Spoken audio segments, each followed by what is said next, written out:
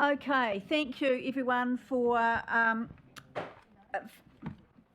So now I would like to invite Penny Fairbrother from Greater Wellington Regional Council to come and speak on the current state and key insights into future impacts of climate change and urban development. Thank you. All over to you. Thanks, Jocelyn. Kia ora tātou. Thank you for inviting me here today. I'm going to give a bit of a presentation, and the presentation will be able to be made available to you, so you don't need to write a whole lot of notes. There is also links in the presentation to a lot of the underlying information if you want to delve into further detail. Just before we get started on the presentation, a little bit of a prelude from my perspective. The environment on the Kāpiti Coast is full of seeming contradictions. What do I mean by that? It has a climate that's the envy of much of the rest of the region, yet it's very susceptible to climate change. Just over half the catchment area remains virtually untouched, yet the coastal lowlands are almost 100% modified. It contains two big, beautiful rivers surrounded by a number of small, filthy streams. It boasts long, pristine beaches, but has some of the most degraded lakes in the country. It can experience very dry summers, but is prone to flooding at other times of the years. There are three issues that stood out to me as being critical as a result of compiling this information for you today. One is the impact of climate change. Under current predictions of sea level rise, parts of the Kāpiti Coast could be permanently inundated by the end of the century. But this isn't the worst of it. The biggest threat to the coast will be the combined effects of more intense storms, high tides, and sea level rise. In the future, westerly storms coming from the Tasman Sea will get significantly worse, bringing heavier rain and stronger winds. A big storm combined with higher seas and an incoming tide will drastically increase the risk of coastal inundation, damage to property, and even loss of life. Further, the coastal dune systems, which are the first line of defence against coastal inundation, have been diminished by urban development and degraded by the invasion of exotic plant species. The second issue is soil quality, particularly at market garden sites. Excessive levels of phosphorus in soil are a region-wide problem. The coast is no exception. However, when it comes to market garden sites, the situation is a bit more severe. Over half the sites we monitor have depleted levels of organic matter, which is essential for retaining moisture, nutrients, and good soil structure. Further, phosphorus tends to be strongly bound to soil particles, so high levels of phosphorus combined with erosion-prone soils will certainly be contributing to water quality issues. And thirdly is water quality, particularly those small streams. All of the streams that we monitor on the coast exhibit, without exception, degraded water quality and ecosystem health. And let's not forget about the lakes, many of which are in extremely poor condition. We cannot afford to be complacent about the Otaki and Waikanae rivers either. While they currently have good water quality, they are both showing signs of degradation. So just a couple of caveats before I start. Obviously there's a lot in this, so it's pretty high level once over lightly. Also, the focus will be primarily on big rivers and rural environments. Our monitoring is state of the environment monitoring, which contrasts to what KCDC does, which is a lot of compliance monitoring, i.e. that's about looking at the direct effect of any discharges. And also, I'm not really going to go into any depth around stormwater management flooding. It's not my area of expertise. Obviously, you've had a good chat about that this morning already, though.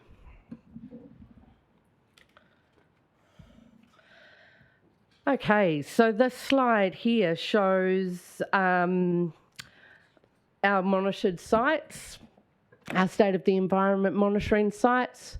The top 3 sites are small streams. The bottom 4 sites are on the 2 main rivers. It's pretty clear there. I think it sort of speaks to itself.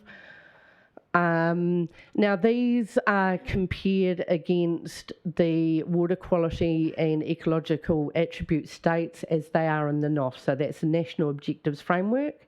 That's a part of the MPS that outlines basically what the states are and the bottom line. So anything that's a D is failing national bottom lines. The arrows next to there indicate 5-yearly trends where we have them. So you can see there that there are variable trends. Some things are going up, some things are going down. I think what stands out for me in those small streams, you can see actually increasing or improvements in trends around the nitrogen, but decreasing, and it's pretty bad. Phosphorus is already bad and it's not getting any better. 5-yearly trends indicate that they're still getting worse.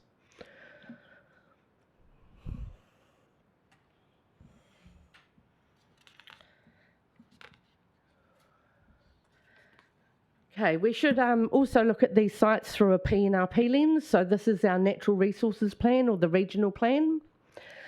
There's a table 3.4 in our Natural Resources Plan which defines, using several ecosystem health type attributes, what a river would look like if it was in a very good state. So basically it's fairly aspirational in nature. And Objective 25 of our Resources Plan states that where the objectives are not met, freshwater bodies are to be improved over time to meet the objectives. So only one site there on the Waikanae River meets the invertebrate objective. So what I mean by invertebrate objective, so MCI stands for Macroinvertebrate Community Index. So it's basically measuring the types and the numbers of all the little insects and bugs that live in the bottom of the stream. It's a really good they are a really good indicator of water quality because these things will react quite instantly to water quality. And yeah, so for this one, only the Waikanae River in the upper area at Mangone Walkway is meeting that objective. Because the Otaki and Waikanae are both listed as significant, the threshold they have to pass is actually pretty high. You can see there that they need to reach 130, whereas those smaller streams, the target's only 100. The Otaki comes reasonably close to meeting those.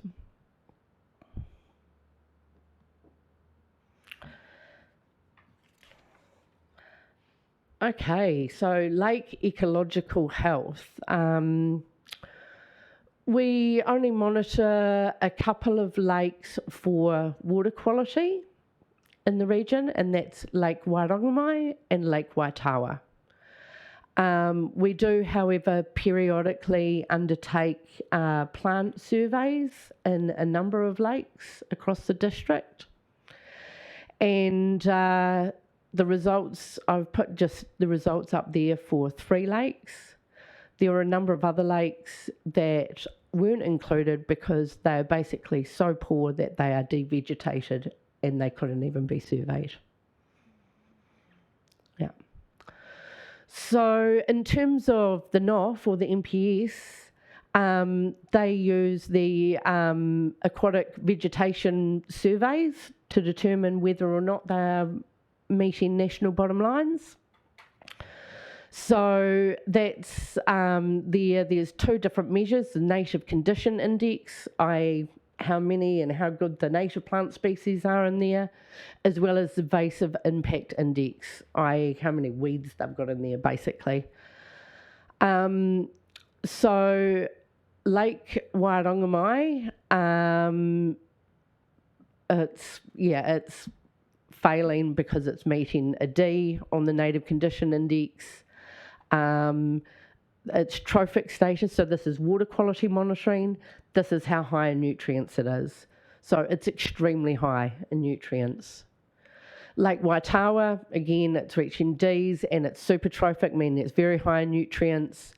And Lake Narara is meeting the, it's got Bs and Cs, so it is meeting the National Objectives Framework. But that's the only one out of all the ones that we've monitored that do. It's probably worth pointing out that while we don't monitor a lot of lakes, the district contains many water bodies that could be considered lakes or have lake-like qualities. It's estimated that there are up to 400 lake-like water bodies on the Kāpiti Coast. Many of these could be more accurately described as ponds or wetlands. There's also been a number of man-made lakes created in recent years through restoration, quarrying or gravel extraction activities, or for treatment of stormwater or amenity values associated with new subdivisions, for example, the Awatea lakes.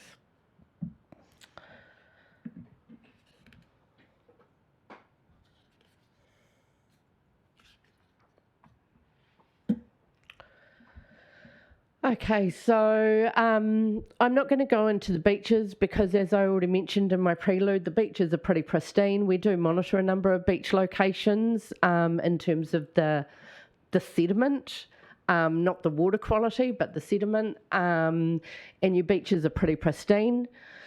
We monitor the Waikanai estuary, which is one of the it's the only estuary that we monitor in the district, but it's very important.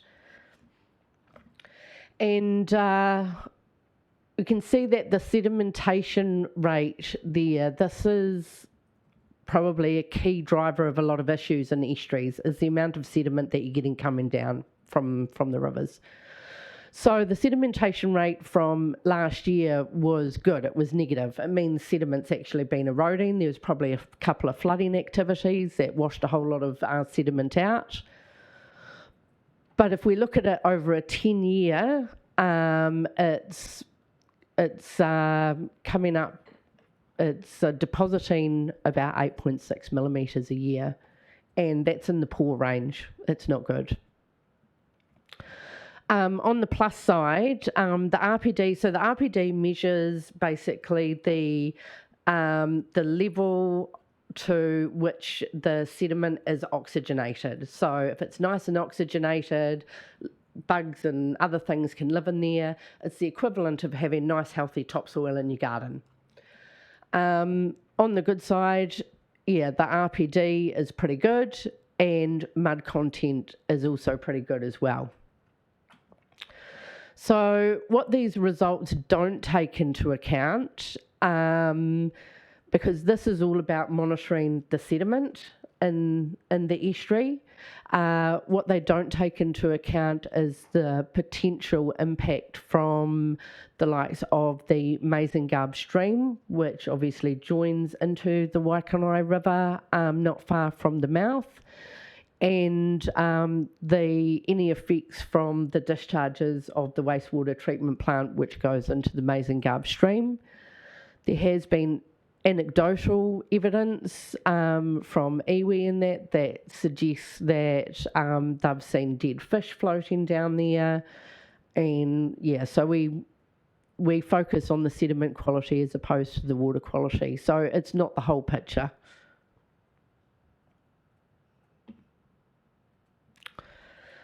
Okay, some groundwater monitoring results. Groundwater is obviously really important for Kāpiti.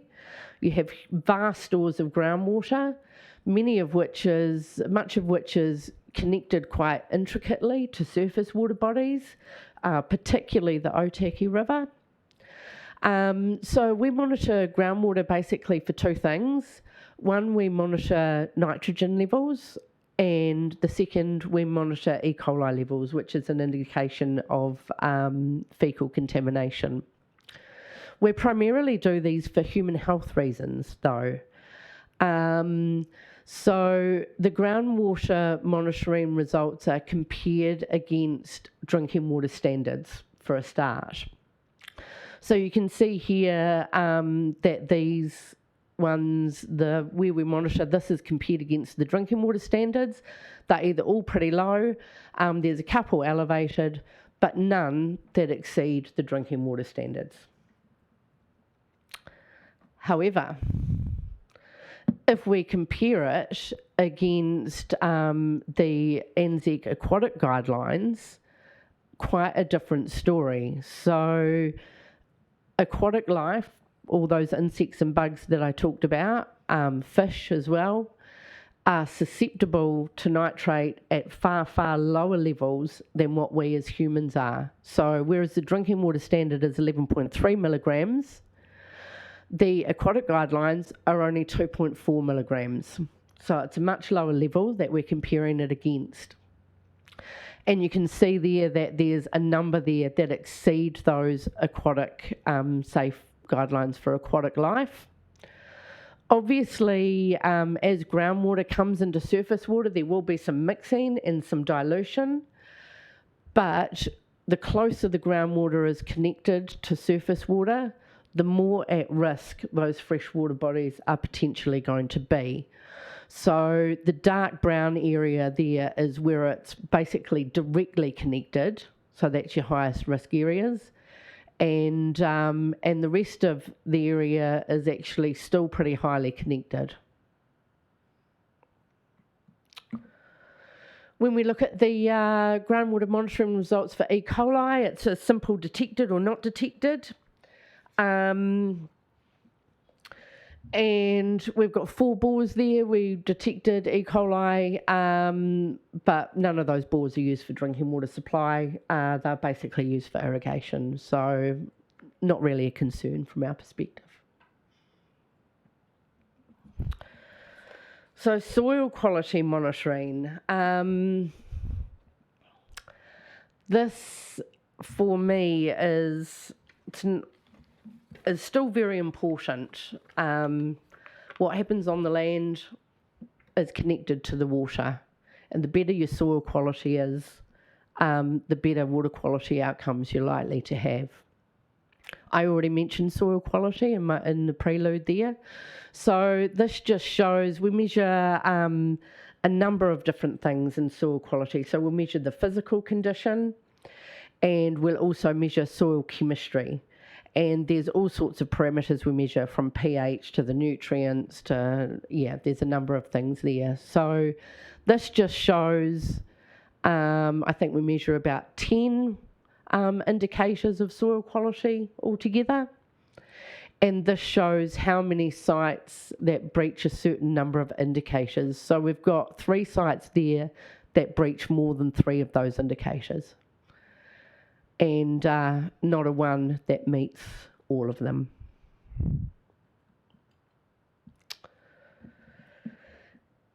So these results come from the year before, and it's just a bit of a snapshot, but basically there was 11 sites measured in that year in Kāpiti. 7 out of those sites were cropping or market garden sites, and 4 out of the other 4 were pastoral sites. So out of the cropping and market garden sites, 6 out of 7 were very depleted in organic carbon. So I mentioned before that organic carbon is really important to maintain the condition of the soil. It helps retain moisture, it helps retain nutrients, and it stops erosion. 5 of those 7 sites are extremely high in phosphorus. Out of the pastoral sites, all 4 have bad physical condition, i.e. they're likely to be suffering from compaction. And 3 of them are high in phosphorus. So what this tells us, in a nutshell, is that you've got quite a lot of sites there that have got low organic carbon levels and or poor physical condition, probably susceptible to erosion. And that, combined with high levels of phosphorus, means that any sediment from soil erosion is likely to be carrying phosphorus and contributing to nutrient enrichment of the surrounding waterways. So unlike nitrogen, phosphorus is really sticky.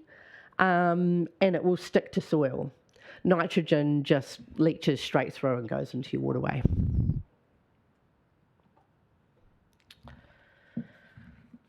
The next thing I want to touch on is fish passage.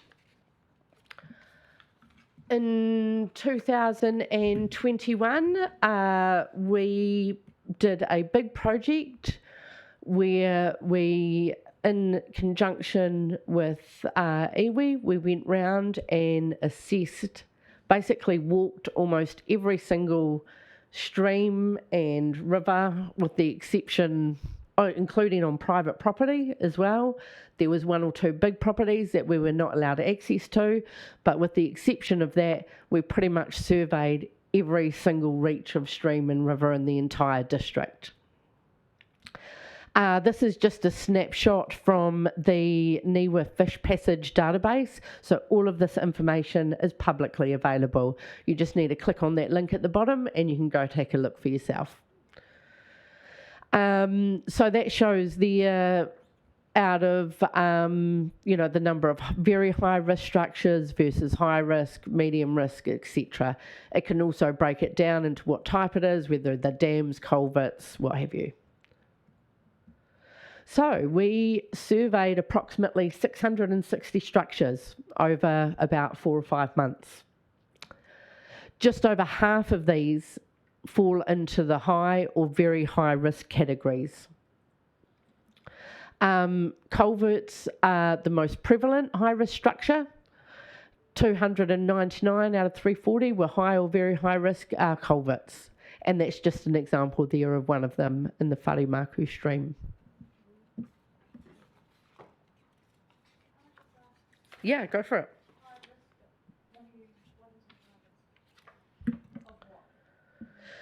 High risk to fish being able to get through them. Yeah. So obviously the higher the rating, very high risk basically means you're not going to get anything through.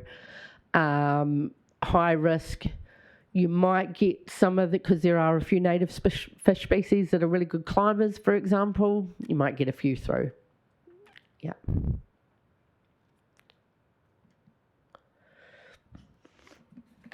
Okay, so as part of this project, we also did stream habitat surveys. Now, headwaters generally have good habitat, whereas the urban sections of streams typically have poor habitat. So they've got high levels of deposited sediment, poor riparian width, little or no shading.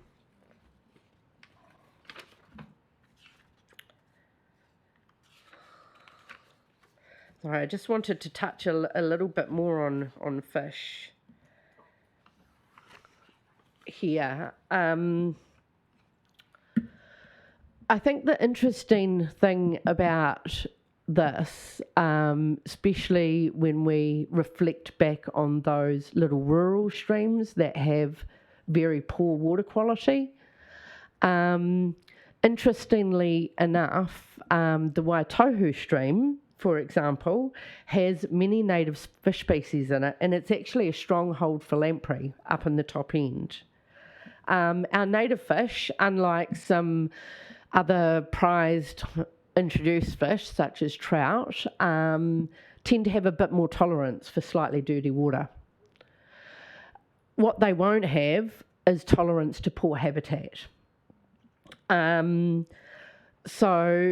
And what I mean by habitat is primarily that riparian planting. If you've got good riparian habitat, like lots of nice big bushy things along the edges there, you're going to have shading of the stream, which keeps the temperature down. It also stops the algae growth. And algae growth is in turn, which is what will suck up all the oxygen, and that's what's going to kill your fish, is when you have choked up, weedy, clogged channels that have high temperatures and low dissolved oxygen. So from my point of view, restoring habitat, riparian habitat, is possibly one of the best things that you can do. I know that there's tensions there with with managing stream channels for flooding. But I would also argue that potentially it could have an impact in terms of increasing the resilience to flooding, because if you have a good stream, like I said, if you have good riparian planting, what it's going to stop, it's going to stop the sediment getting into the water, because you've got those buffers. You're not going to get the weeds growing up. You're not going to get the clogging effects. That's just my opinion. Rita probably want to argue with me. That's cool. We'll do that later.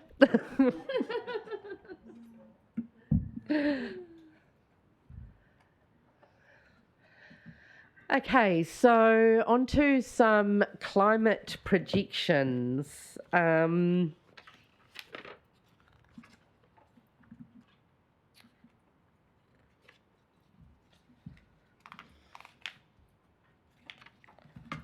Sorry, excuse me, just finding my notes. So we had a fairly recent NIWA report, and that was actually specifically for the western side of the region. So they are quite detailed projections, and that was in 2022. So it suggests that climate projections for the west side of the region are likely to be considerable, but actually typically less pronounced than the Wairarapa. So some key findings from that latest NIWA report suggest that heavy rainfall events will become more severe and increase in frequency. So it means you're going to get bigger storms more often. In terms of growing degree days, so that's basically a threshold, the number of days above 10 degrees, I think, which are good for growing crops and things.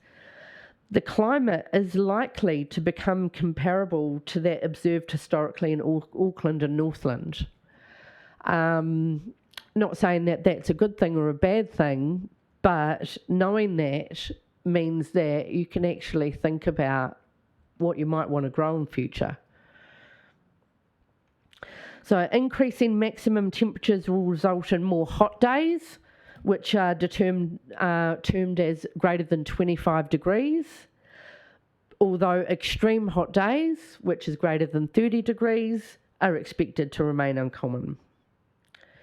And the average number of frost days are expected to decrease, particularly in high elevation and inland locations. So the little figure that I've got up here is just one of about 1 million in that report, because they test 3 different what they call RCP scenarios. So and they're basically 2.5, 4.5, and 8.5. 4.5 is what we think, i.e. the mid-range scenario is what we think is probably going to be the most likely outcome.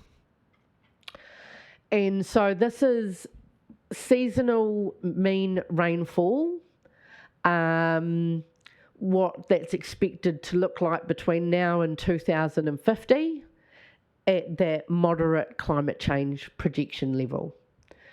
And I think what's important to note there is that basically in the summer and autumn, you're likely to become slightly drier.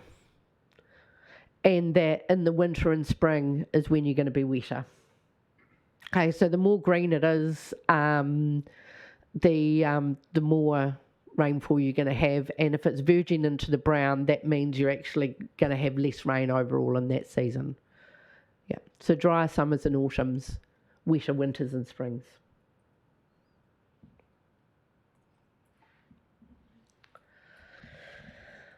And as I mentioned before, the biggest threat to the coast is the combined effects of increased storms, high tides and sea level rise. The latest research predicts a sea level rise of between 68 and 1.75 metres by 2100. This figure shows the areas around Paraparaumu Beach and Otahanga that could be inundated under a sea level rise of 1.5 metres and if hit by a 1 in 100 year storm surge. So it's, quite compelling.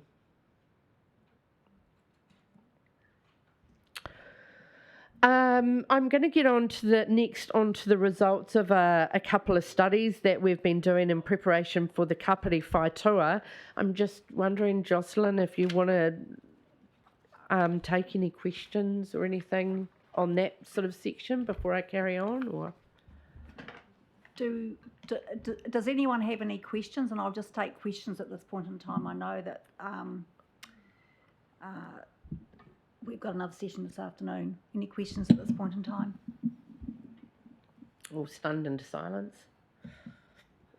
Christian, thank you. Thank you, Madam Chair. What powers, if any, does this council or regional council have to control whatever's going on these most depleted soils? Because they seem to be productive land in private hands.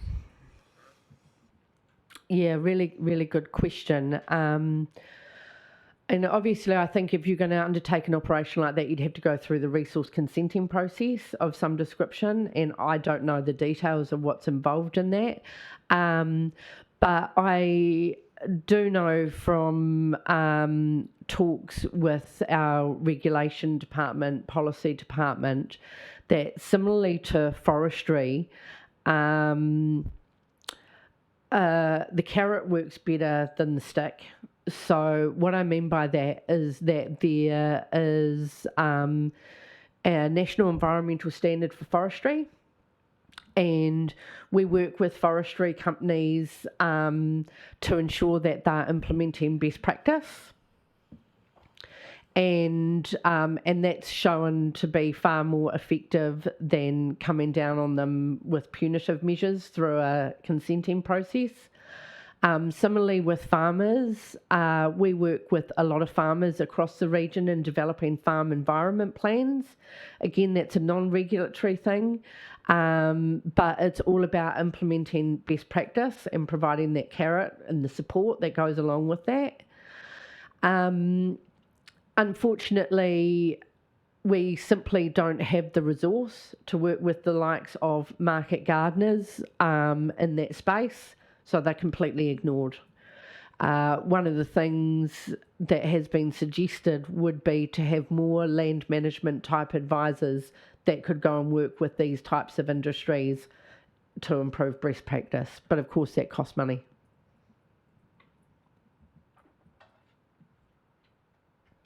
Thank you, Mayor Janet. Thank you, Madam Chair. Thank you for that very informative presentation, also very sobering presentation. I don't think I was aware of the level of degradation of particularly our water and also our soil. So I'm just wanting a little bit of information about how the two councils work together to address this. So I'm aware that the monitoring is done by Greater Wellington. There's some regulatory work done by our council. There's some restoration work that's done by regional council. There's also some that's done by community groups that are supported by regional council, and then we have some restoration work as well. So how do we tie all those kind of strands together so we ensure we're doing everything we can to mitigate and rectify the situation that we're seeing? Yeah, really, really good question. And boy, that's a tough one. Maybe it's not one to answer today. Maybe well, I would perhaps a couple of wee things on that. One, I think this is why this whātua process is so instrumental. So that brings together iwi, communities, local authorities, and their key job is to set these water quality targets. And as part of that process, they will also be thinking about ways in which different authorities, as well as the community, can make that happen. So obviously some of the recommendations, some of the outcomes from the whātua process will be regulatory and go into the regional plan. So they will, be more stringent rules and regulations. But some of it will be non-regulatory too. And I've always said that as local authorities, we can not do this on our own when it comes to particularly maintaining, improving those small streams. They must be owned by the community. So whatever we can do to raise community awareness, community ownership of their own patch is ultimately going to be the thing that's going to work. Kāpiti Tai as well. Yeah. Look, there's some really good initiatives going on. And like you can see, even though those little streams look pretty bad, there are some improving trends in there. So I'm heartened by the fact that there's some things at least that seem to be holding the line. Yeah. Thank you. Thank you. So, Liz. I think my question's been answered. I was just going to say, it's all very well to have this research, which is pretty damning research, and to set targets, but where's the accompanying action plan? And that seems to me where the emphasis needs to go going forward. Yeah, and just in regards to those non-regulatory type recommendations that I mentioned, so once the whātua produces its WIP, so its whātua implementation plan, the regulatory stuff will go off to the policy team and go through a plan change process. Any non-regulatory recommendations, we've actually got a team now which is all around implementation, where they're actually sorting through all those recommendations, who should do what, and that will form going into, say, our next LTP planning round. There'll be measures put in place to try and address some of those. Simon. Thank you, Madam Chair. Kia ora, Penny. Wow. It almost seems like, what can we do? Where do we start? One of my Just questions, start. Yeah, Just one of start. my questions is, let's say, on the ground type things we can do, fish barriers. Yes. How can we do things differently to actually make the barriers, well, any work we do, fish friendly? And what can we do remedially with the ones which fail at the moment? What kind of suggestions can we get council to address right now? Yeah, so there's there is funding from MFE to actually address this issue. So Greater Wellington have a massive project on at the moment, multi-million-dollar project. We're working primarily with Ngāti Toa in Porirua, but also some others. And at the moment, it's about working with the willing.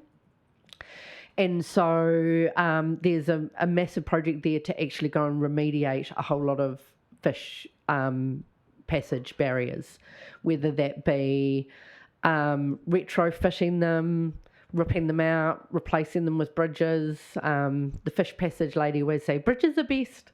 So, but that's not always possible. But what I can say is that there's money there through MFE, and while our project at the moment is not focused on this district, there is a requirement again through the MPS to actually sort out fish passage barriers, and the first step of that is to map where they all are, which we've already done that. So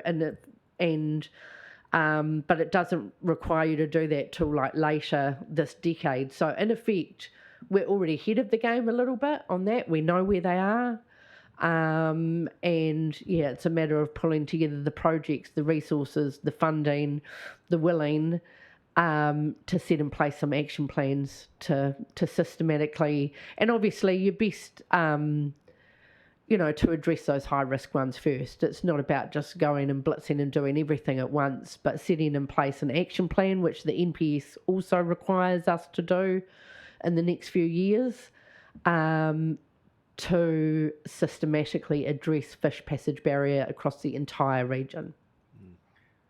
Excellent. It'd be great to explore that. Yeah. Also, other things like white baiting. I heard that white baiting is, and species like that are near endangered. Do we have powers? What can we do about restrictions and how we manage that? I think there's a Fisheries Act which is managed by DOC that's under sort of their jurisdiction, but I'd have to check that. Yeah, but it's a good point. I think when you've got, it's like any fishing system, right? When you're in the ocean or whatever, you need to manage that fishery. And at the moment, given the state they're in, I'd say leave them alone, don't do it. But, in future, if you have healthy, thriving fish populations up and down your stream, there's no reason why you can't continue to have some sort of white baiting or fishing activities going on that's going to be sustainable. Thank you very much. Madam Chair, there are probably a couple items that I would like to raise for our future discussions, those two. Thank you. Thank you. We can talk about that a little bit later on. Hopefully we will have some time. So. Okay. So I've just. Oh, actually, there's just one more question here from Shelley. I just wondered if there was a flood risk map for North Otapi. Is that the Waikanai River? Yes, that's the Waikanai. Yeah. And that's just a little snippet I took as an example, and we can produce these maps for the entire district. Oh, could we have one sent maybe? Sure, if I can be sent a request, and then I can get our flood people to whip one out for you. Thank you. Yeah. Thank you. So we have no more questions at this point, so I'll let you continue on with the presentation. Thank you. Great. So this is just going to cover off about 3 pieces of work that we've done in preparation for the Kāpiti Whai Tour. And I wish to say at this point that these are my insights only. They are not the answers. They're not definitive. And we do need to take it with a little bit of grain of salt, but I hope it gives you some thought-provoking insights here. So one was we undertook the soil infiltration testing, and KCDC and us funded that jointly. And it was really only meant to be done really as some background knowledge to inform other modelling studies and things like that. But when I looked at the report, I was pretty shocked by something that I saw. So what this little chart shows you, and it's just for Foxton soils. Now, this is not in Foxton. It's just a name of a soil type, which is quite common in the Kāpiti district. And what we've got here is different types of sites. So that's residential sites that have been compacted. That one there is residential sites that have not been compacted. These are your reserves, like your parks and things. And this one here is coastal forest. So coastal forest is probably what we call baseline. It's been completely untampered with. Now, recent industrial compaction of new development sites has been linked to increased runoff and flooding. So in the early 2000s, KCDC adopted a New Zealand earthwork standards as a requirement for developers applying for consents. This essentially requires developers to industrially compact lots for houses that are going to be built on concrete slabs. This type of foundation has become more and more common. And instead of just compacting the little patch that the house is going to be sat on for these big new developments, it's essentially resulting in mass compaction of the entire greenfield area. So what you're getting is you imagine a big greenfield development that's been compacted. This is your soil infiltration rate, which is essentially like turning the entire thing into concrete. So in my view, it buggers your hydraulic neutrality policy before you even begin. Yeah. Now, I know developers, they're wanting efficiency, and so it's probably easier for them to just go over the whole lot. But I think, obviously, it's a requirement in your district plan or whatever, and I know these things are not easy to change, but I think that's an area that could be targeted quite easily and quite swiftly, looking into what really happens, and if there is this mass compaction, how that could be changed, because it's certainly going to be doing really not great things for your hydraulic neutrality.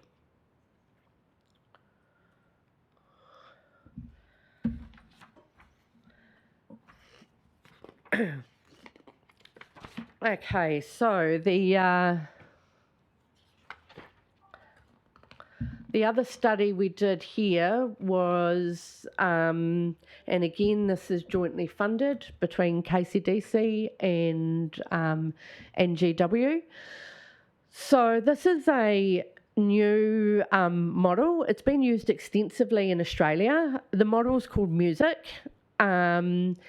And what it does is it can look at the impacts of urban growth, different types of stormwater treatments, on the impacts of water quality.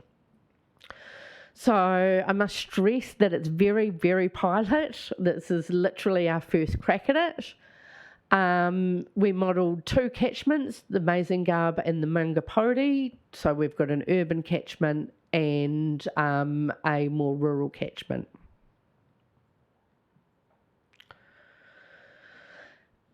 There's quite a lot of detail in there, but I don't want you to focus on the detail. What I want you to look at is the different coloured bars and sort of the spaces between them.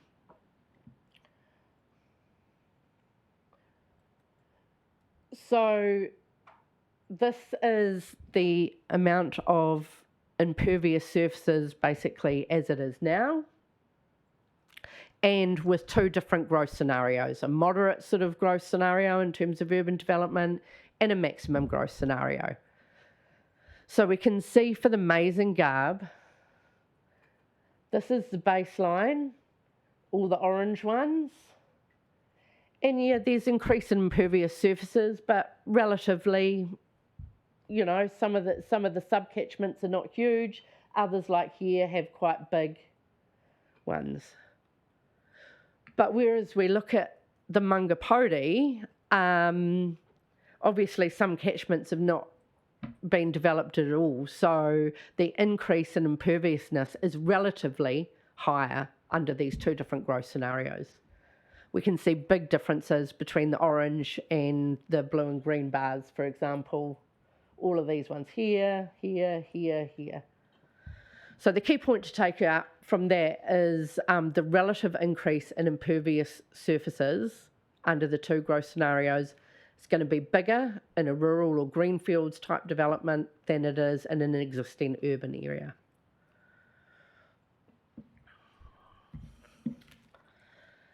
So some of the results. So the top line there, again, I wouldn't be too concerned about the details, the individual details.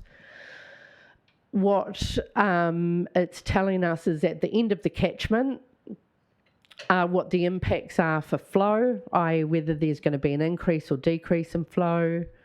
the total suspended solids, so that's around your sediment load and how much that's increasing. TP is phosphorus and TN is nitrogen, so that's your nutrient loading, and gross pollutants, so that's rubbish, basically, litter, or bigger things.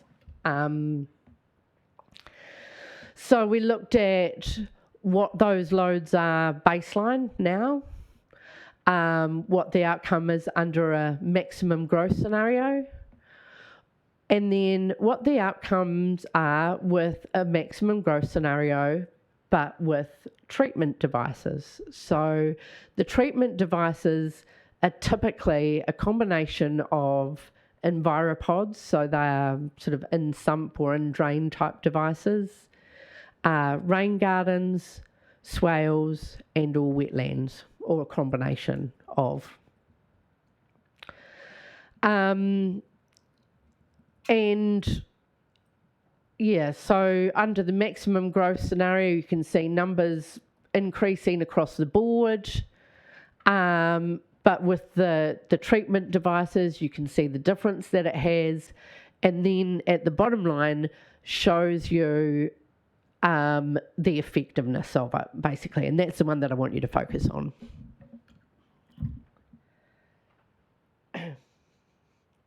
So along here,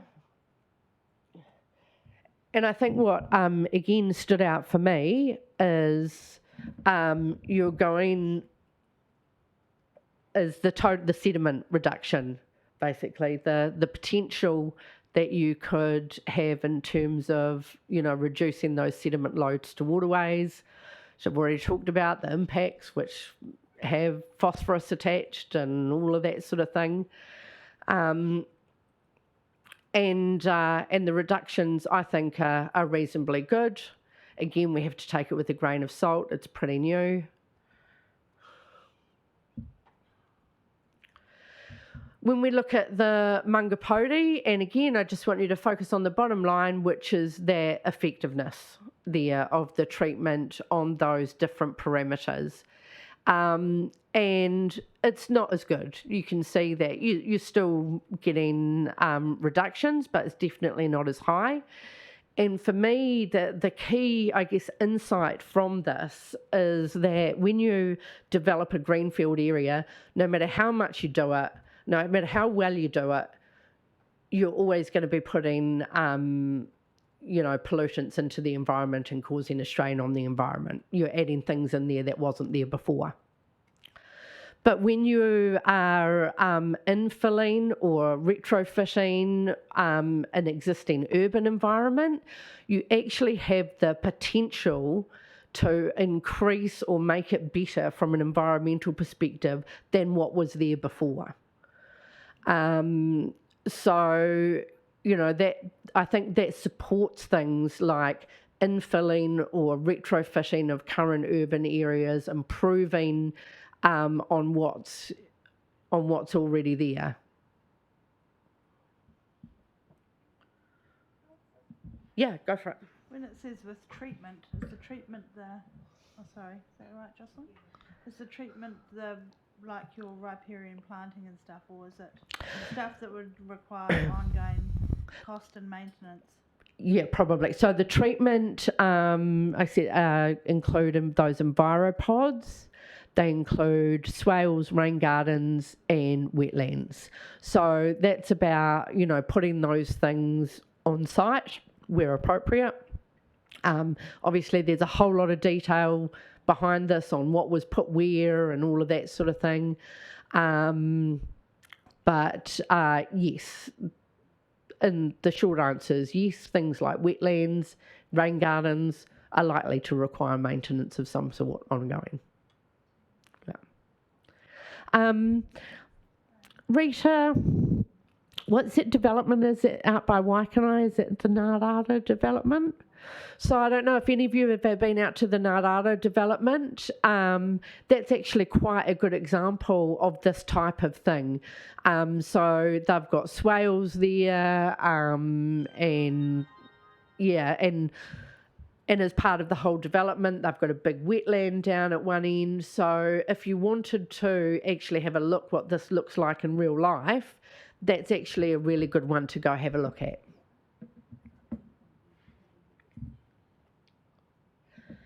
Okay, and the very last one I want to touch on is we used a science advisory group, so these are key experts from across the country, to look at, we devised a couple of scenarios, and then we got them to use their expert opinion and a set methodology to basically assess what they thought the impact would have on water quality of those two scenarios.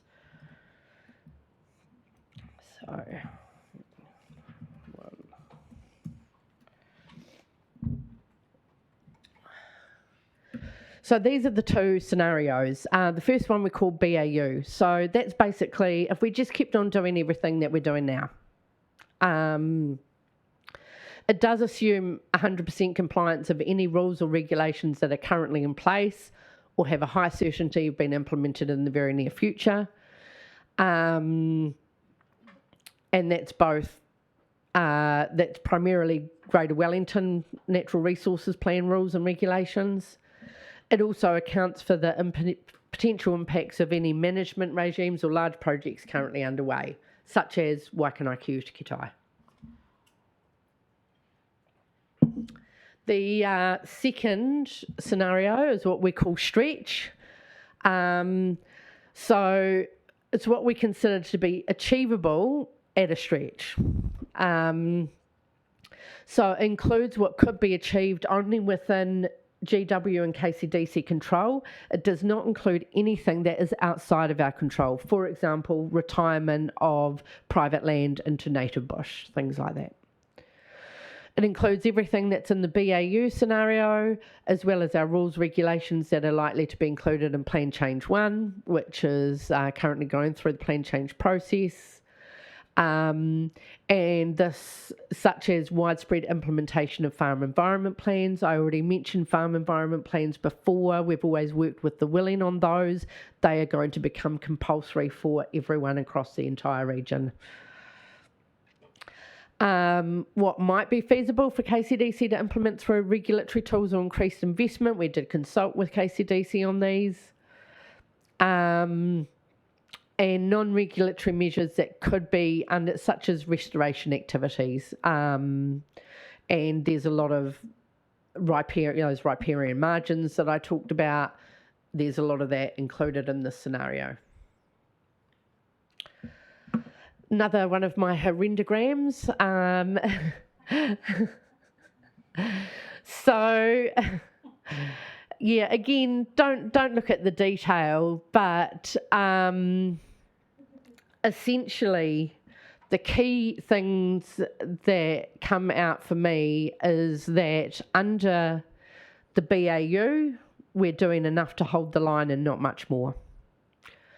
Under the stretch scenario, you could get an improvement in attribute, like a whole change in state, i.e. going from a C to a B or a B to an A, across a number of different attributes, including phosphorus, E. coli, dissolved oxygen, and algae growth. What's really good is that there's no red in here. So basically the Science Advisory Group assessed things on a scale of change from -3 to 3, with 0 being no change, a +1 being a very small change, but not a change in actual state, i.e. you're not going to shift from a B to a, from a C to a B, a +2 being a change in state, and then a +3 being 2 changes in state, i.e. you could go from a C to an A. What's really good is that there's pretty much, there's no negatives in there.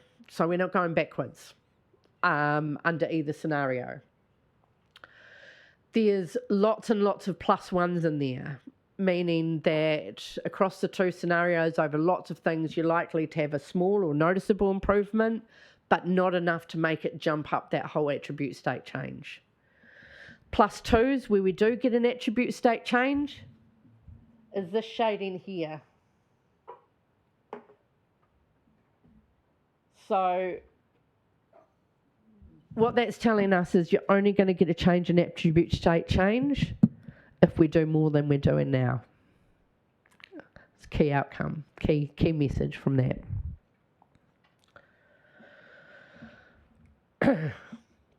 The main drivers of change. So under the BAU, there's going to be a significant increase in stock exclusion. That's a new rule in the Natural Resources Plan. Stock are no longer allowed in streams. An improvement in the quality of the discharge from the Paraparaumu wastewater treatment plant is likely to have a positive effect. And an improvement in the way both agencies undertake removal of weeds and sediment from streams. And I think that goes back to my point where if you look after the edges and improve it, you probably won't need to go into the stream and rip things out. And for stretch, what's going to be the main driver of change is the same as the above, plus the wide and spread implementation of those farm environment plans. I think Risha's already touched on these, so I'm not going to go into them any further, but these are all related to the whaitoa process. They've all got to work and talk to each other, and there's a couple of links there for you that you can go and delve deeper if you want to. That's me, thank you. So do we have any questions? So obviously it is now 12:30. We're actually going to change the agenda around, so there is an opportunity for you to ask any questions now if you do. Shelley?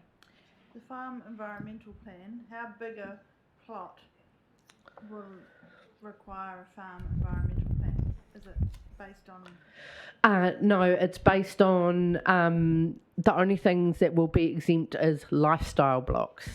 How that's defined, I'm not sure, but it will be in the plan. And yeah. Yeah.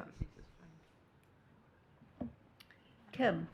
Kia ora, just on the compacting, you talked about the concrete slabs. Is there any evidence between the difference between not mass compacting only the floor space and piles like there used to be? So what's the effect of the three different types? Yeah, no, so there's no studies that I'm aware of that do that comparison, but from what I understand of piles is that you don't need to compact the site at all. Yeah. And that compaction is needed for laying a concrete slab on it, but for efficiency they just mass do the whole thing in one go. Yeah.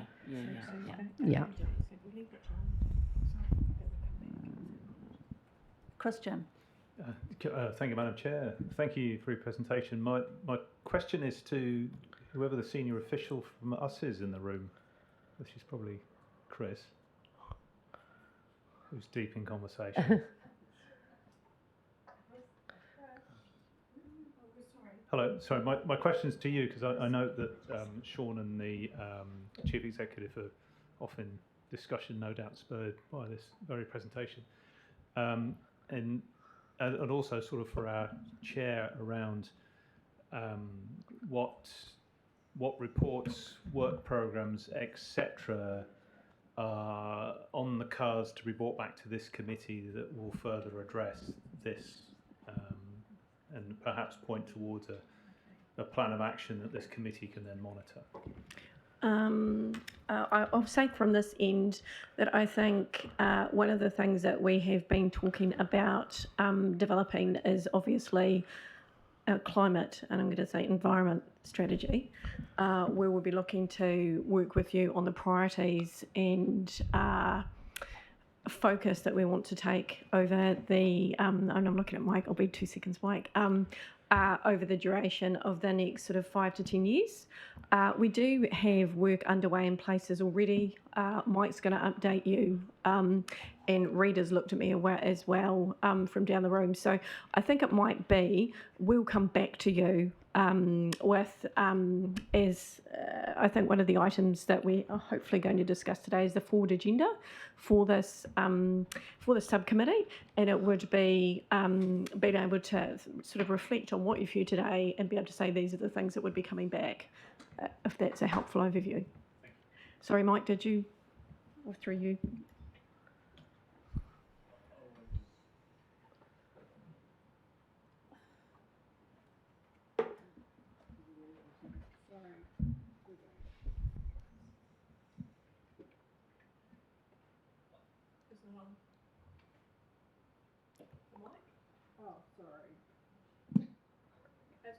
Thank you. I was just going to add that, and Penny has already mentioned the FI tour. The work of the FI tour was effectively is our region's implementation of the National Policy Statement for Freshwater Management. I think that is the major vehicle by which most of these strands can be pulled together into a regulatory framework to either hold or improve, hopefully improve our water quality across the district. So that's alive. That's alive now. I think you attended the first meeting recently, Madam Chair. So I think that's the main framework for us. There is a statutory requirement that will have to come back into the council machinery, and I assume that it will actually be this committee, Madam Chair, where the FI tour will contribute. I'm assuming that's what Rita was going to say, or words to that effect. Thank you for that, Mike. So, Simon, questions, Thank you, Madam Chair. One of my observations is that I've been in communication with one of the land developers down Mazengard, and he had huge problems getting resource consent for his subdivision because of fear of liquefaction issues.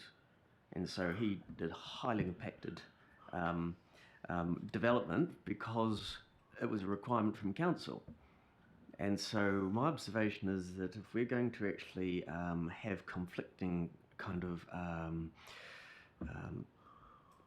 mandates or policies, we people need to be really clear for them to be not so detrimental on the impact of people who are developing around the region.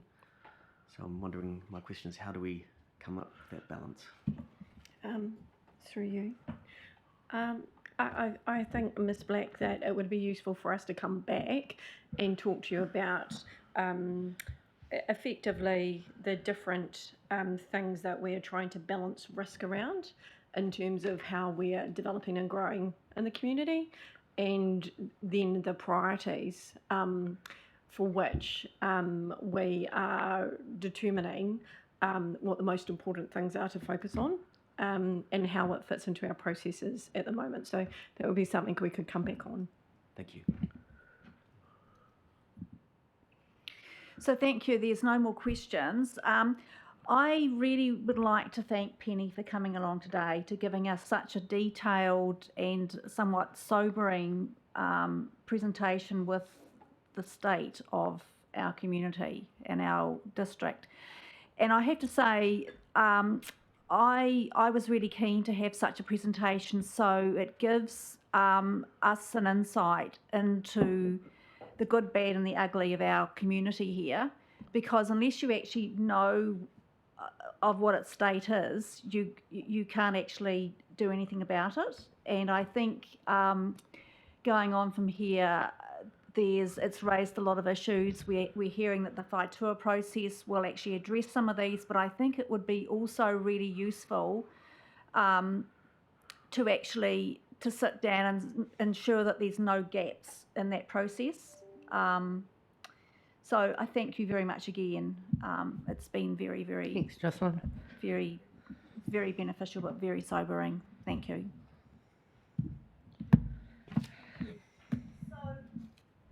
So because of our times, we're going to change the agenda around slightly, and I'll get to that in a short while. But now we're going to have the two items of an urgent nature.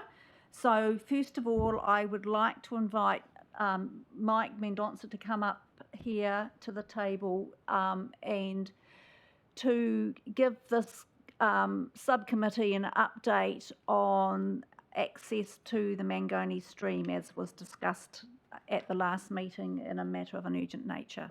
Thank you, Mike. Thank you, Madam Chair. Good afternoon, councillors, elected members.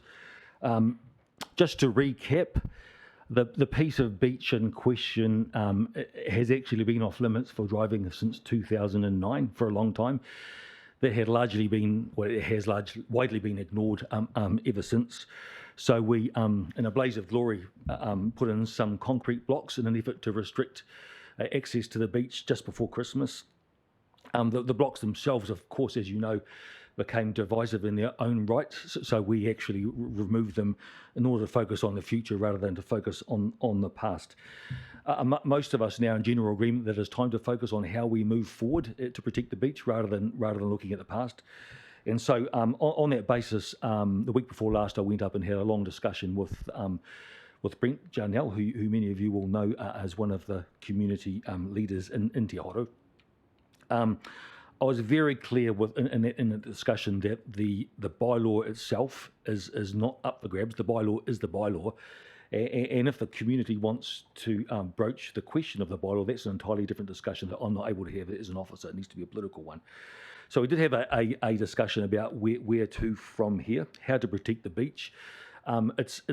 It's apparent and obvious that there is no easy answer. We have the same issue around the country at the moment, but we have to move forward. So we did discuss the idea of bringing the various perspectives together in some way, be that by a face-to-face meeting that is very well chaired and controlled, or indeed by some other way if people aren't comfortable with actually meeting face-to-face. That's as far as we got. We agreed in principle that we thought that might be a good idea, but we have done nothing further than that. And I would like to give that some more thought before I give you some advice around how that might proceed. I'm very much aware of the political interest and some of the associated issues associated with this, and that's why I'm actually not pushing this too hard.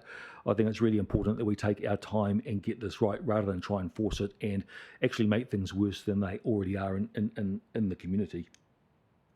So I have built a good relationship with Brent. We're sharing ideas. I will come back to you with some advice.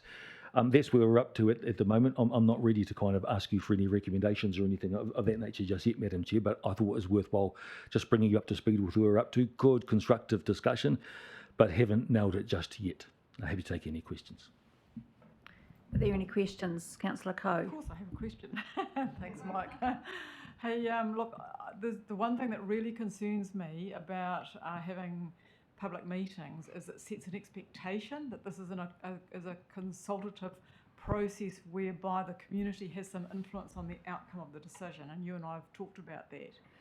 Somehow we have to get the message through that that's not the case, and yes, I appreciate the need to take a measured approach, but in the meantime, Brent Jarnell is still organising meetings and racking everybody up. And I'm a little bit concerned that that's going to take a life of its own, and the thing will get away on us. So somehow we have to rein that in, and I think the sooner we can have a timeline and a process, the better. It doesn't mean to say we have to do it all in a rush. I think we just need to agree the process as quickly as possible, even if it takes us 6 months to work out a resolution. I think it would be really good to have a process mapped out and to set the ground rules in terms of, who has the power to make the final decision on this, and to what extent will the community have a say in the outcome. There's some urgency around that, because it continues to cause great division in the community. And there are people who continue to have concerns about their safety, of which I'm one of them. So that's what I have to say. I think. Understood. The word consult is used out of context quite a bit here. We're not consulting on the bylaw, so I want to be really clear before we enter any process what the scope of what we are actually engaging with the community is, and it's not about the actual revisiting the bylaw or anything of that nature. But I'll make sure that we're really tight around.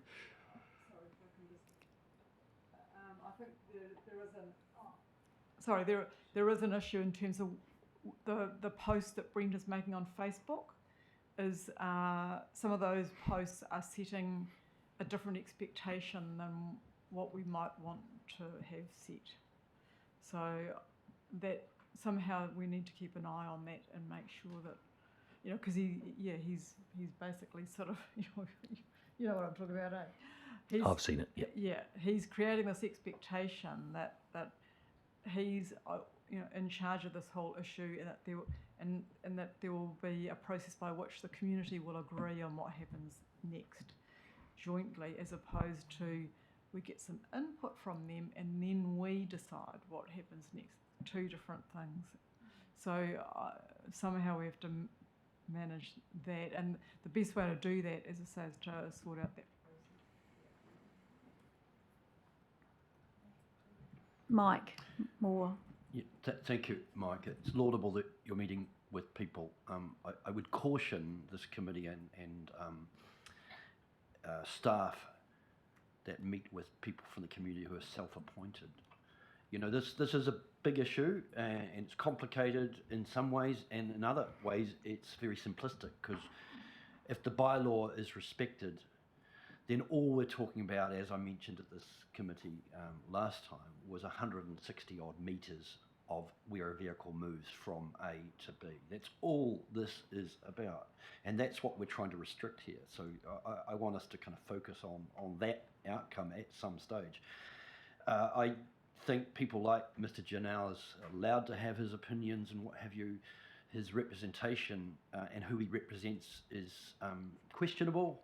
I think the wider community wants a really good, safe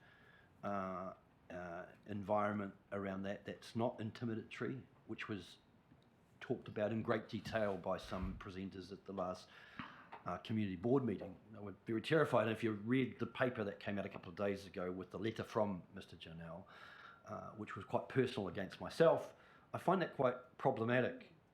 So if we did, in fact, reach a broader consensus from the community, they would want something quite different than one man who talks to you about having the right to have vehicles move through a stream and use that access to do whatever they want to, because, quote, it's been historic. That's what we've always done. So that's all I'd share to this meeting. Can I just assure you, Michael, that I understand the lay of the land, and yeah, I have some experience. Yeah.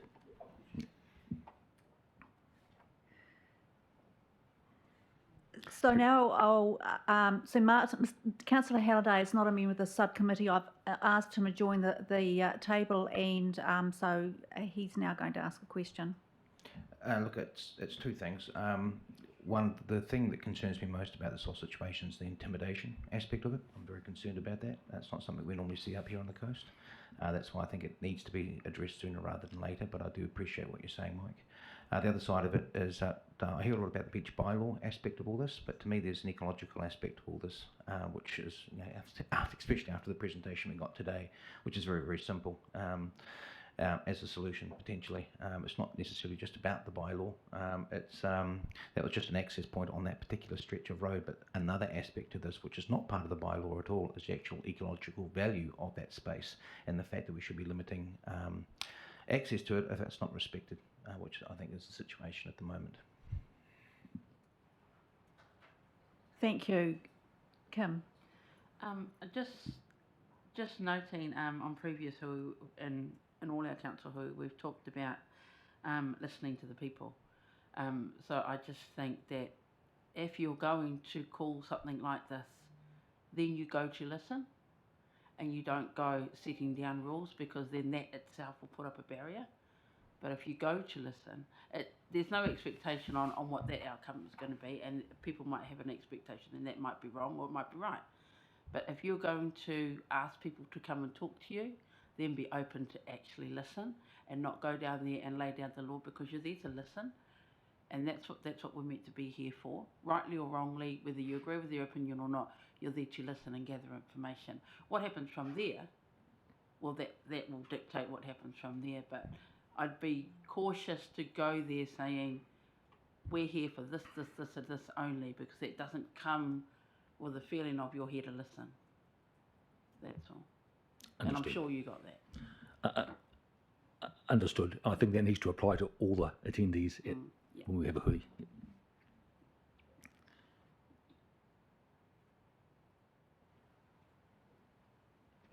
Councillor Coe. Just following on from that.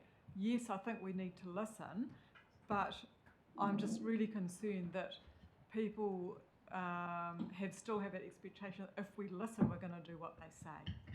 And somehow we need to make it clear that we're there to listen, but we will process that information and we will make an informed decision after that, which may be different than what they have, the input that they've given to us.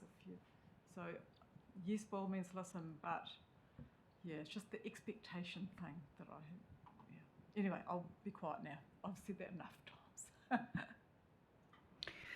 So thank you for coming along to giving us an update today. And I think obviously that this whole process is still brewing along, and to me, nipping in the bud, excuse me, needs to occur, but how long that takes is another matter. At the end of the day, this is actually an operational matter. But as elected members, we have to manage our communities here, and I think Councillor Coe is correct in terms of some of the information that's going out there by one particular member of the community is possibly providing some expectations for other members of the community, whereas I'm not sure whether this council has provided any comms on the whole situation about moving forward. I don't know whether how you go about doing that, but it's about, as you said, changing some of that language from consultation to actually, as Kim said, to listening, and then using that to move forward with an outcome. Sure. I guess my reflection, Madam Chair, is social media. I mean, I can't control what someone else decides to write on social media. Social media, I have a view anyway, but which I do my very best to contain and to manage, but I can't tell someone else what to write. Yeah, no, I agree completely there, but in terms of actually, I suppose counteracting that through I suppose more the normal means that KCDC does. Yep. So certainly you don't want to engage on social media, but it's putting something out formally and actually having a plan. I think it's really important to have a plan saying this is how we're going to do this, and this is when and where. Understood. I heard Councillor Coe on that. Yeah. Thank you. So if there's no more questions, thank you very much for coming along, giving us this update, and I would like it to be on the agenda for our next meeting as to where we've got to down the line. Thank you. Thank you. So now the other update, or the other update that I wanted to bring into this was the matter of an urgent nature that I brought forward was having maybe a 10-minute conversation about the types of things that we could add into the forward planning process. And so on top of that, you have, council has certain papers and decisions that need to be made, which might cover some of the things that we might be thinking about, but there might be other things that we might be interested in actually adding to our agenda. So today we had two very interesting updates. Last week we had a really interesting update as well. So I just like to open it to the floor to have some conversations about ideas. It doesn't necessarily mean to say that they will be part of the agenda down the line, but it's just having that general conversation. Sorry, Thank you. Madam Mayor, could I just make a comment? Mhm. So we've got a workshop that's due to start in 10 minutes, and we have another item on our official agenda today. I'm wondering if you could defer this discussion until the next meeting. By then we will have started work on the forward work program as well, so there'd be something to bring to the table. Just a suggestion. Thank you for that.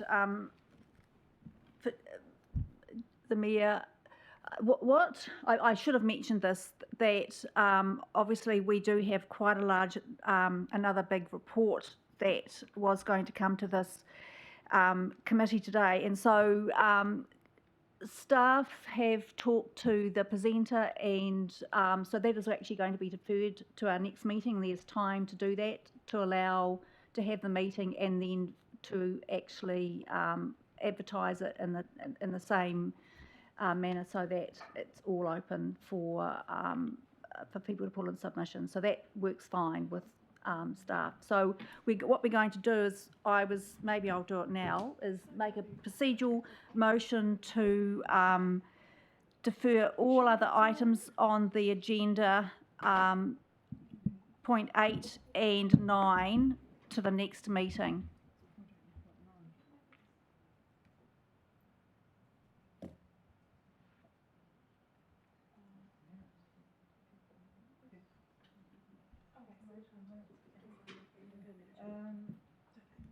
So is there a seconder for that?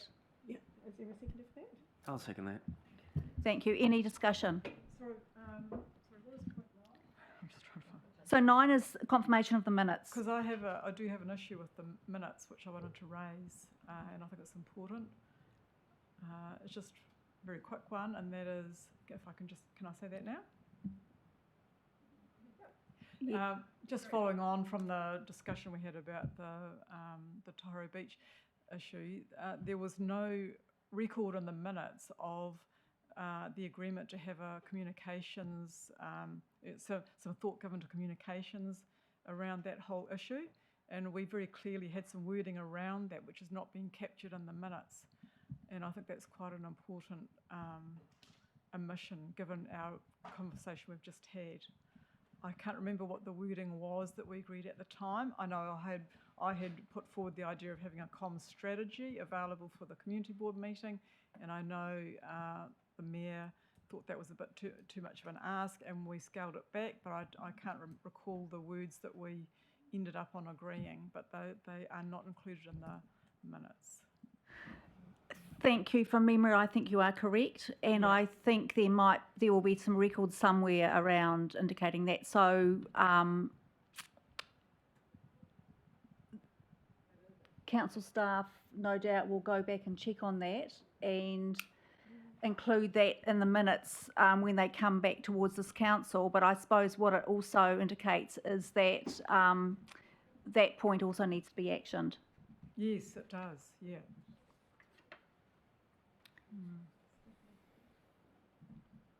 Mr. Edwards. Steffi, sorry.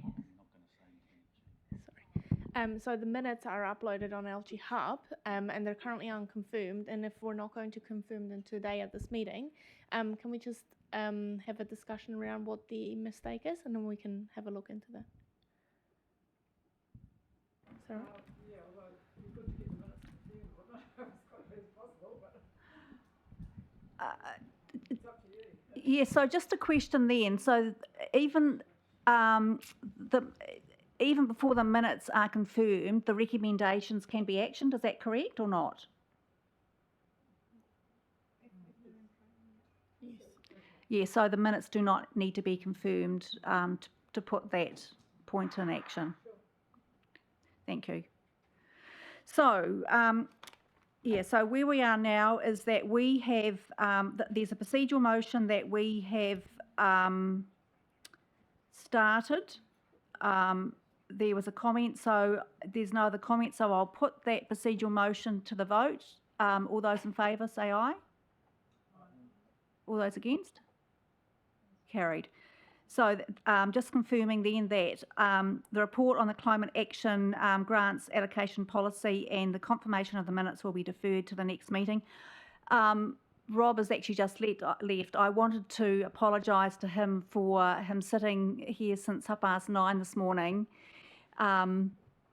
waiting to present this policy, which is really important.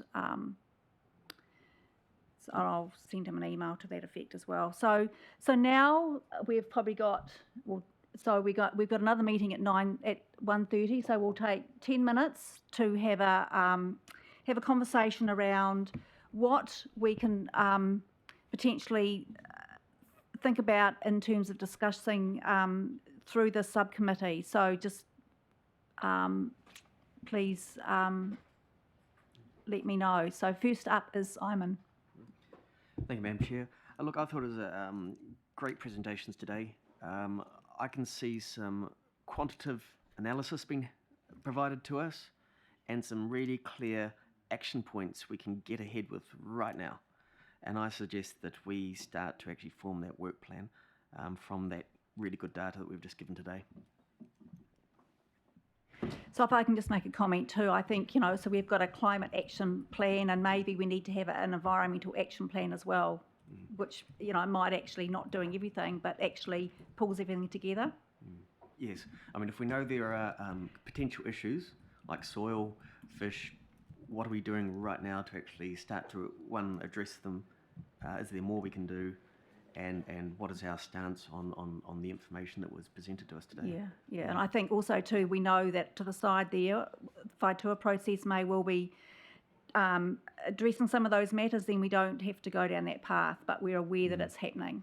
Thank you. I was also cognizant that the Whaitua process is very high level, and this is stuff which is actually things we can do immediately today. Okay, thank you. Thank you. Christian. Thank you, Madam Chair.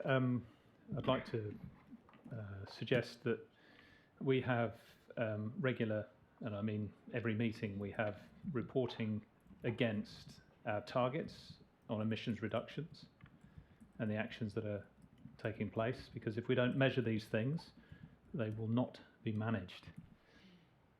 So we need to, once we set the targets, we've got the work programs in place, we need updating every meeting on the progress that's being made against those targets. Thank you. Councillor Coe. Yes, look, I really want to pick up on the engagement with the community, engagement in education, raising awareness of the issues. We had some really very interesting and very damning information presented today. I'm sure there's heaps more if you go digging. And somehow this has got to see the light of day out in the community so that people are aware of our current situation. Maybe we do a publicly, published state of the environment for Kāpiti, and make that publication available in some way, in simple terms, with some, some key kind of measures and actions that people can take. I don't know what the answer is, but yeah, and I think it fits some. We need some key indicators, some background information, and to let people know.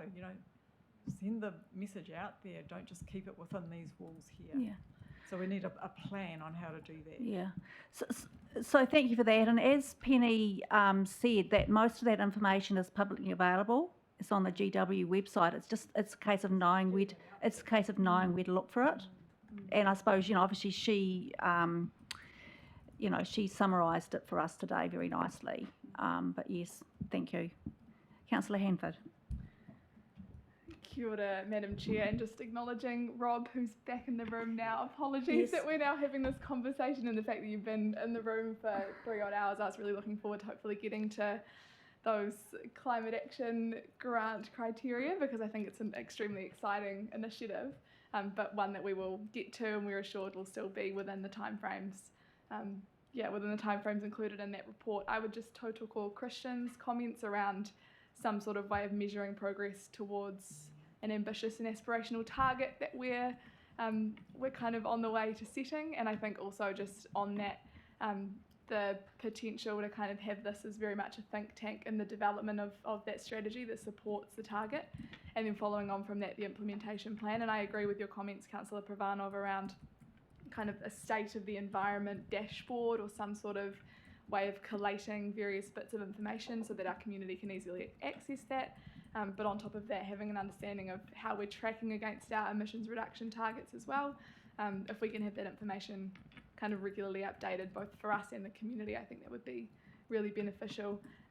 Would like to see also this committee, this subcommittee, having kind of an interface with other environmental groups and organisations within the district as well. So in terms of that work program, potentially inviting them along kind of every 6 months or so to get an update on that, and kind of using those community groups as a touchstone for the work that they're doing, whether it's on the ground out within the environment, the friends groups, for example, whether that's groups like Low Carbon Kāpiti, the School Strike for Climate students, the college environmental groups, all those sorts of things. I think it would be important for us as a subcommittee to be across that, to understand how that connects into us meeting our goals as well, especially as a district. Yeah.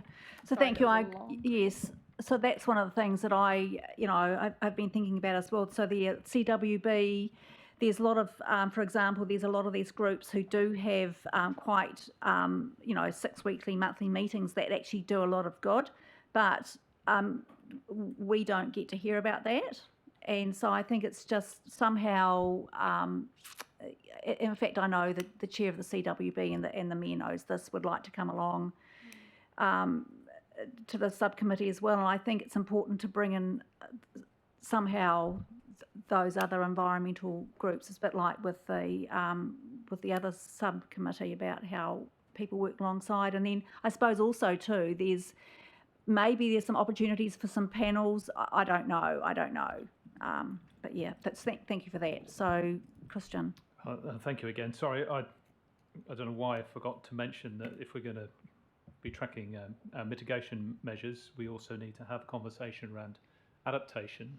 And there I'd like to suggest that that this committee looks very carefully at how we think about adaptation measures and how we assess the cost and benefit of those things, not just in dollar terms, but towards the future of our communities. Because I think we've had a traditional approach to adaptation measures, be they stormwater investments, looking at seawalls, looking at stop banks, etc., anywhere in the community. And we need to have a common approach to doing so that we're not talking about some measure in some part of the community that then gets very particular to that community. I want this. We need a common approach so that everyone can see that that the same yardstick will be taken to protecting everyone across the district when we do come to consider, often one at a time, measures that will offer adaptation for communities. And maybe out of that also might follow the sort of yardsticks we might use to look at managed retreat as a last resort, and what would trigger those conversations, because often the adaptation measures that are appropriate are not managed retreat. There are other things before you get there, but we need to know. We need an agreed approach that we can apply to everybody, so we don't fall into me arguing for something in Paikakariki and when a common approach should be taken. Yeah. We need to work out what that common approach should be. So I agree, and I think there again, there's also the coastal adaptation work that is going along as well, and that will actually feed into probably address some of those matters or raise some of those issues that you've raised. And I think when we have the hazard mapping, particularly with regard to flood, there's going to be we saw that startling projection earlier about inland flood risk across a lot of Paraparaumu Beach and up in the Waikanae. That's the same approaches need to be taken to inland flood risk as well. Thank you. So Simon is next. Sorry, thank you. Just one last quick comment. Look, I'd like to follow off the back of what Liz said. and this is probably a general recommendation for all committees, is that there is so much information on the internet that we publish, and I don't expect our communities to actually go trawl it out, interpret it, and then make personal actions on this. I think what we need to do is actually have more of a proactive approach to communications, do some rationalisation of what we put out there, and make it this information obtainable and understandable to our communities. Thank you. So, any further comments?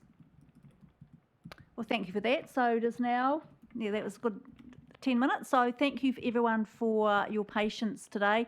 Thank you, Rob. When you popped out of the room, I apologised for the fact that you've been sitting here since 9:30 this morning, and other topics have sort of overtaken your presentation, but we'd like to give your presentation and this action plan the time that it deserves, and as there is time to implement it, it will certainly be very high on the agenda at our next meeting. Thank you. Thank you. So with that, I will close the meeting. Thank you.